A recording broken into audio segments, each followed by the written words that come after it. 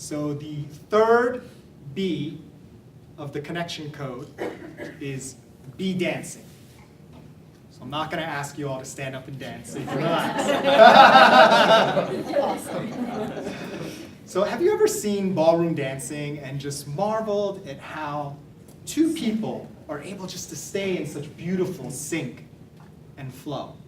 How is that possible? And even when they're not doing a set routine, if they're just freestyling, they're really able to connect and stay into flow. Have you ever wondered how that's possible? Now, I'm not much of a dancer myself, and actually in our house we have the footloose rule that just applies to me. I'm not allowed to dance in the house for fear of embarrassing myself. But I do know a little bit about why this is possible, and it has a lot to do with the frame that they hold and the contact points in the frame. So Luis has generously offered to volunteer so we can demonstrate that. I had to promise I wouldn't dip it. All right, come on, Luis. So what I'm going to ask Luis to do is just hold his arm out in front of him. Just relax, just right here. Okay. So what I'm going to do is I'm going to hold on to Luis's wrist as if I'm trying to guide him somewhere. Okay? Now my direction to Luis is if he feels a pull, he should come with me. But if he feels nothing, just stay where he is, because it's really about our connection point here. So it doesn't matter where my body is. It's important what our connection is. Everyone understand? Mm-hmm. Are you ready, Luis? Okay. All right. Let's go over here, Luis. Luis, come with me. Why are you not coming? Oh, maybe you want to go over here? Luis, you're not turning. Luis, I feel like taking a little rest. Why are you still up there, Luis? Luis, explain what you're feeling here. Nothing. Nothing, right? My arm is like a wet noodle, right? My arm is like a wet noodle. So even though my body's moving around, I'm not giving him any direction here.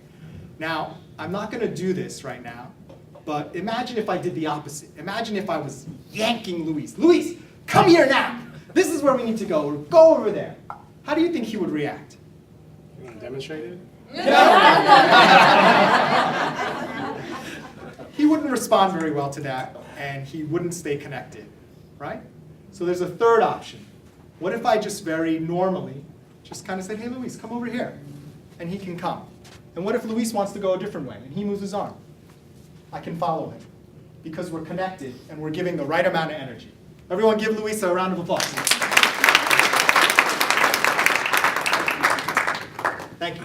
So as you can see, it's really important the amount of energy you put into a conversation. So what does this have to do with connecting? Because we're not going to be holding hands and dancing, right? So have you ever had a conversation with someone and they're giving you nothing, right? You're like on fire. You're like have all these great points. You're funny, and they're just sitting there like you're giving a bad comedy routine or something, right?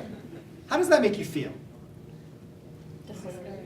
Yeah, discouraged, because they're giving you no energy, right? And you don't really want to connect with that person anymore. What about the opposite? Have you ever had a conversation with someone and you want to talk about something, but they just want to talk about their thing, right? And then you try to steer it back a little bit, but you get a couple sentences out and they're like, no, I want to talk about my thing. How does that make you feel? Right? Not important. Not important? Does it make you want to share more with that person and connect with them? No, you probably want to get out of that conversation as quick as you can, right? So it's the same thing. When you're trying to connect with folks, it's a natural flow. So you communicate by paying attention and signaling where you'd like the conversation to go, and you're also responsive and respectful of where they want to go. And after a while, the conversation starts to flow back and forth, and it's like you're dancing. Right, exactly. Last rhyme. I have a rhyme for this one, too. For connection to grow, you've got to stay in the flow. For connection to grow, you've got to stay in the flow. So what are the 3 B's of the connection code? I think you'll all remember. Be vulnerable, be curious, and be dense.